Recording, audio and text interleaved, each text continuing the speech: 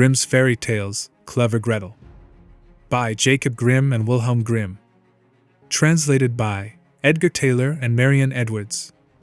There was once a cook named Gretel, who wore shoes with red heels, and when she walked out with them on, she turned herself this way and that, was quite happy and thought, "You certainly are a pretty girl."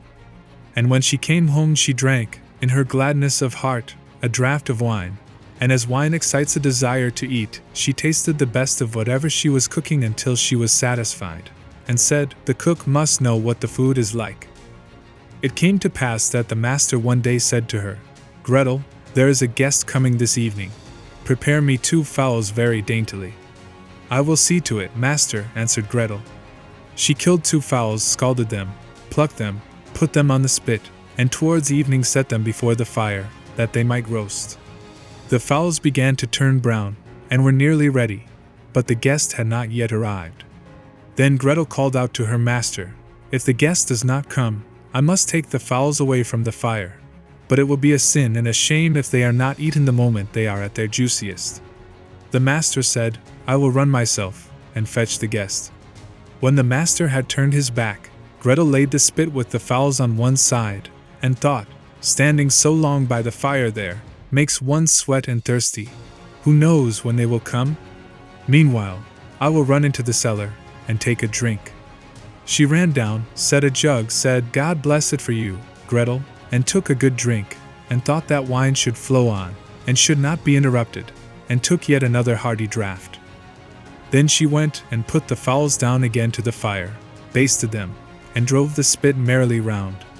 But as the roast meat smelt so good, Gretel thought, something might be wrong, it ought to be tasted. She touched it with her finger, and said, "Ah, how good fowls are! It certainly is a sin and a shame that they are not eaten at the right time." She ran to the window, to see if the master was not coming with his guest, but she saw no one, and went back to the fowls and thought, "One of the wings is burning. I had better take it off and eat it."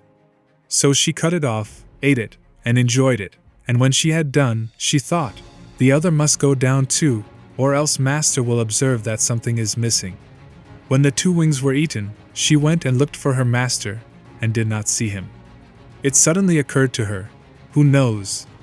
They are perhaps not coming at all, and have turned in somewhere."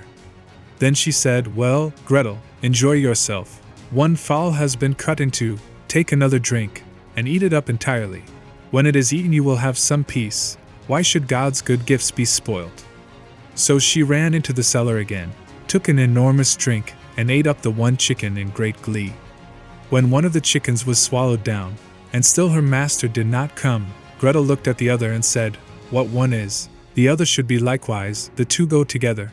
What's right for the one is right for the other. I think if I were to take another draught it would do me no harm."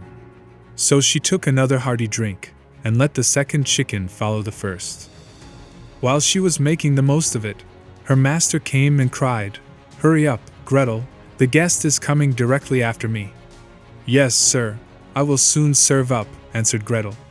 Meantime the master looked to see that the table was properly laid, and took the great knife, wherewith he was going to carve the chickens, and sharpened it on the steps. Presently the guest came, and knocked politely and courteously at the house door. Gretel ran, and looked to see who was there, and when she saw the guest, she put her finger to her lips and said, "Hush! Hush! Go away as quickly as you can. If my master catches you it will be the worse for you. He certainly did ask you to supper, but his intention is to cut off your 2 ears.